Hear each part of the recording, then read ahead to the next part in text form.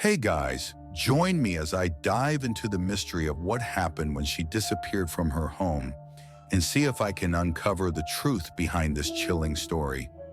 Before I start, did you know that every year over 600,000 people go missing in the US alone? Most are found, but some vanish without a trace, leaving behind nothing but questions and fear. But what if the person missing wasn't just an ordinary citizen, but someone with millions of followers, a life of luxury and a dark secret? Let's start with the Mercedes Moore lived in a world where fame brought opportunities, but also risks. Among her followers were not just fans, but those who believed they had a right to her attention. One of them was convinced he knew her better than anyone. One of them decided their meeting was inevitable. Now her phone was silent. Messages remained unread. From the outside, everything looked the same, but inside, a nightmare was unfolding. Janai Gagnier was born in 1987 in Los Angeles to Mark and Janetta Gagnier. Her parents were known for their discipline and structure, traits shaped by their military background. They met while serving in the armed forces, but after getting married, they decided to leave that life behind and focus on building a business. Their ultimate goal was to open a restaurant, which later became their life work. Janai was the eldest child, and in time, she became the older sister to two younger girls. She maintained a warm and trusting relationship with them. Her parents raised their daughters in an environment of discipline, but without excessive strictness. They instilled a sense of responsibility while also encouraging independence and initiative. This approach shaped Janai's entrepreneurial mindset from a young age. From early childhood, she was energetic, curious, and had an easy way with people. Her outgoing nature kept her in the center of attention, and her natural charm and confidence made her popular among her peers. She was persistent. Once she set her mind on something, she wouldn't stop until she achieved it. At 12, Janai found a way to earn her own money. She set up a small makeshift studio for braiding hair in the garage of her family's home. At first, her clients were just friends and classmates, but soon word spread through the neighborhood. Before long, women lined up in the evenings, eager to get her signature braids. This small business gave Janai her first taste of financial independence. But her carefree childhood came to an abrupt end when she turned 14. Her parents decided to separate, and the divorce was anything but smooth. Conflicts and arguments followed, leaving a lasting impact on Janai. In the end, her father moved to Texas, a decision that shook her to her core. She remained in Los Angeles with her mother and sisters, but now her life was split between two worlds. Part of her time was spent with her mother, the other with her father, regularly traveling back and forth between states. This period had a profound impact on her personality. She became more short-tempered, withdrawn, and sharp in her responses. Her school performance declined, and tensions with her mother escalated. To her parents, it seemed like typical teenage rebellion, but in reality, Janai was struggling to cope with the breakdown of her family. Over time, the strain in her relationship with her parents began to ease. As she grew older, Janai was able to accept the situation and establish a new dynamic with both her mother and father. Gradually, she regained her balance, rekindled her energetic spirit, and once again earned the respect and admiration of those around her. By the time she graduated high school, Janai was determined to be successful in life, though she hadn't yet figured out exactly how. She completed her education with solid grades and enrolled in college, planning to pursue a career in dentistry, but fate had something else in store for her. After high school, Janai entered college with the goal of becoming a dental assistant. At the time, she saw it as a stable and reliable career path that would allow her to support herself and build a secure future. However, just a few months into her studies, she realized it wasn't the right fit. The coursework felt dry and uninspiring, and the idea of working in the field long-term no longer seemed appealing. Ultimately, Janai made a difficult decision. She dropped out of college despite her parents' objections. Her choice came as a shock to them. They had hoped their eldest daughter would follow a traditional career path, securing stability and success in a conventional way. It was during this time that Janai met a young man, and their relationship progressed quickly. He suggested they move to Las Vegas, assuring her that the city offered more opportunities for them to build an independent life and achieve financial freedom. Excited by the prospect of a fresh start, she agreed. Relocating to a new city turned out to be a major challenge. Las Vegas, a place that never sleeps, was filled with possibilities but also demanded financial security and a clear survival strategy. Without a degree or work experience, finding a reliable source of income was no easy task. Janai explored different options, but most offered low pay and grueling hours with little room for advancement. One day, through acquaintances, she learned about an opportunity to work at a nightclub. What caught her attention was the potential to earn significantly more than in traditional jobs that didn't require a college degree. Despite her initial doubts and hesitations, her difficult financial situation pushed Janai to give it a try. Her first few shifts weren't easy. She wasn't sure if this line of work suited her, and she felt uncomfortable and uncertain. However, she quickly realized that her earnings outweighed her concerns.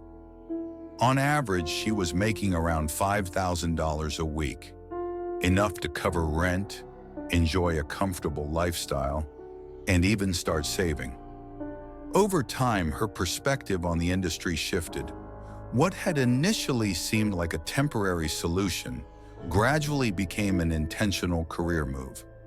She started to see that working in the entertainment industry wasn't just about making money.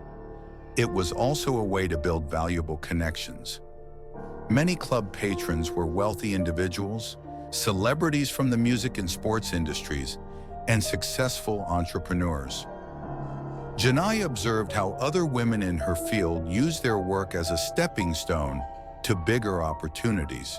However, her family reacted negatively to her decision. When her parents found out what she was doing, it caused tension and disappointment. They couldn't accept the fact that Janai had turned away from a traditional career path in favor of a profession they viewed as questionable. Disagreements on the topic led to frequent conflicts, straining their relationship. Her family tried to convince her to return to a more stable and socially accepted career, but Janai stood by her decision. She emphasized that she was making a conscious choice, was happy with her life, and was earning well. But that wasn't enough for her parents. In their eyes, their daughter had given up a promising future in favor of an easy but unrespected source of income. Over time, the pressure from her family lessened. They realized that Janai was firm in her choices and had no intention of changing her lifestyle. However, the gap in how they viewed her career remained unresolved. For Janai, this period was a turning point. She had gained financial independence and confidence in herself, allowing her to shape her future on her own terms. Now she had access to opportunities she never had before, marking the beginning of her rise to broader recognition. However, as her popularity grew, so did unforeseen dangers that she had underestimated. Among her millions of followers were not just devoted fans, but also individuals whose unhealthy obsession could lead to serious consequences. The first warning signs came when personal details started appearing in the comments under her posts. Strangers mentioned neighborhoods where she lived and listed places she frequently visited.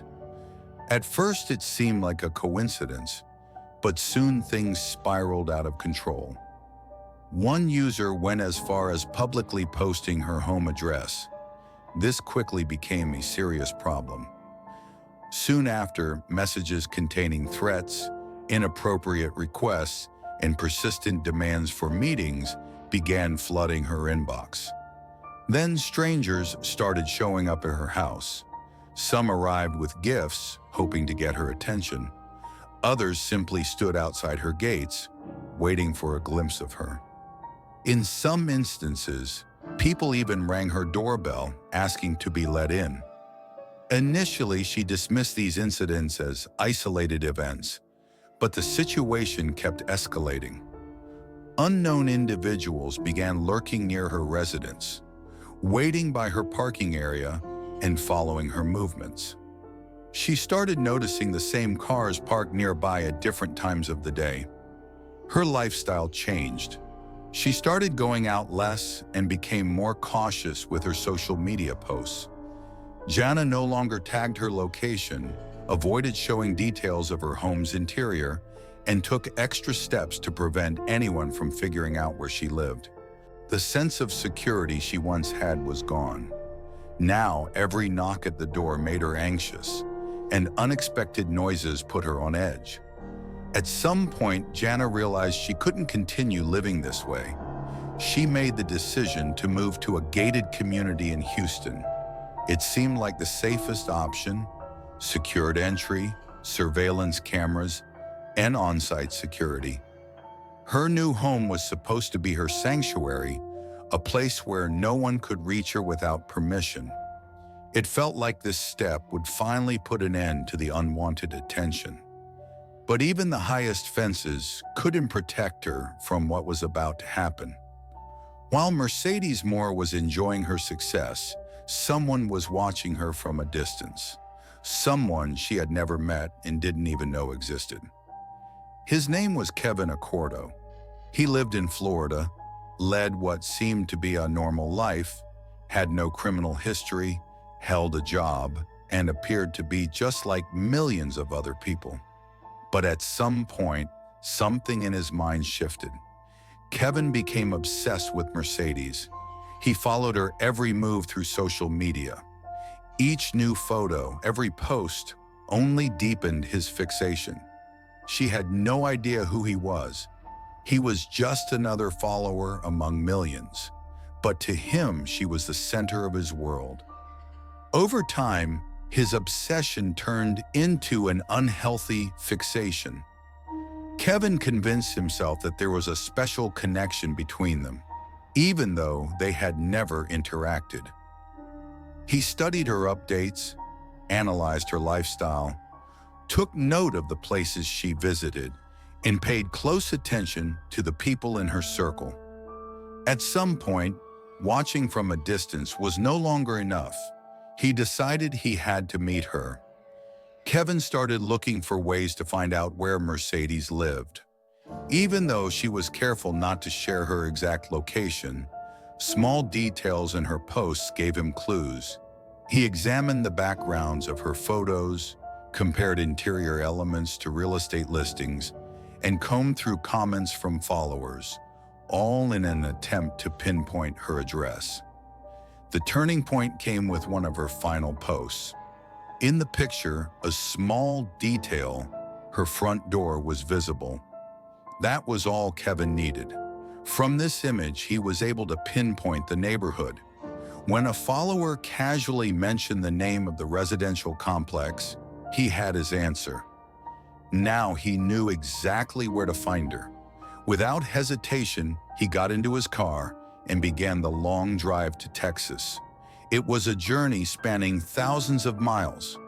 He crossed multiple states, spending days on the road, but none of that mattered to him. He was convinced that this meeting would change everything. When Kevin Accordo arrived in Houston, his main goal was to get inside the gated community where Mercedes Moore lived. The area was secured with controlled access and on-site security. However, he managed to bypass these protections. According to law enforcement, he may have slipped in behind a resident's vehicle as they entered the complex or posed as a delivery driver to avoid suspicion. Surveillance footage captured him several times walking near her home, suggesting he was surveying the area before making his move. There were no signs of forced entry. The windows remained intact. The door was undamaged, leading investigators to believe that he may have waited for Mercedes at the entrance and forced his way in as she opened the door. Another possibility was that he had learned of a scheduled package delivery and used it as an excuse to get her to open up. Once he was inside, the situation took a deadly turn. The attack was swift and violent. The evidence suggested that Mercedes fought back with everything she had. Bloodstains on the walls, floor, and furniture painted a picture of a desperate struggle. She resisted until the very end, but Kevin had the physical advantage. Her injuries told the story of a brutal assault. Bruises and deep marks covered her body, indicating a sustained and aggressive attack. The trauma suggested that she had suffered severe blows to the head. There was no firearm found at the scene, but authorities determined that the cause of death was asphyxiation. Kevin had likely grabbed her by the neck and refused to let go until she stopped moving. After committing the crime, he did not leave. He stayed inside the apartment for 3 days. For 72 hours, he lived in the home of the person he had taken from this world. He slept in Mercedes' bed, ate from her refrigerator, and used her personal belongings. His fingerprints were everywhere. His presence was imprinted in every room. During those 3 days, he also left writings on the walls, mirrors, and doors. They were scribbled in red lipstick, a collection of disjointed phrases. Some expressed regret, others hinted at betrayal. There were cryptic messages about Mercedes allegedly wearing another man's ring. Investigators believe this either pointed to a severe mental breakdown or an overwhelming sense of injustice that he felt. No one raised the alarm at first because Mercedes' family was in another city. Concern only arose when she stopped responding to calls and messages. That was when her father, Mark G., made the decision to check on her in person. Arriving at her home on the evening of August 29th, he immediately sensed that something was wrong.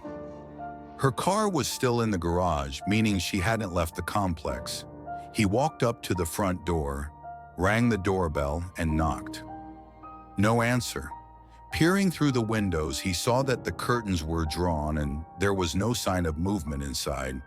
Mark knocked again, this time louder. Another ring of the doorbell, silence. He tried the doorknob, but the door was locked. Stepping back, he braced himself and threw his weight against it. It didn't budge at first, but on the second attempt, the lock gave way and the door swung open.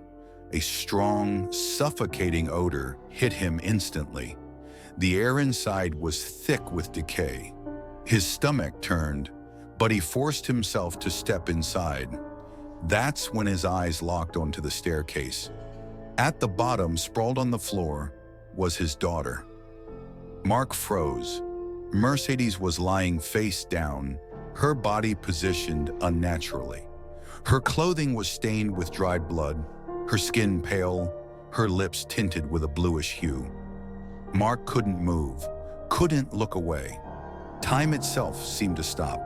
Then suddenly, a dull noise came from upstairs. A life filled with fame, fortune, and fear.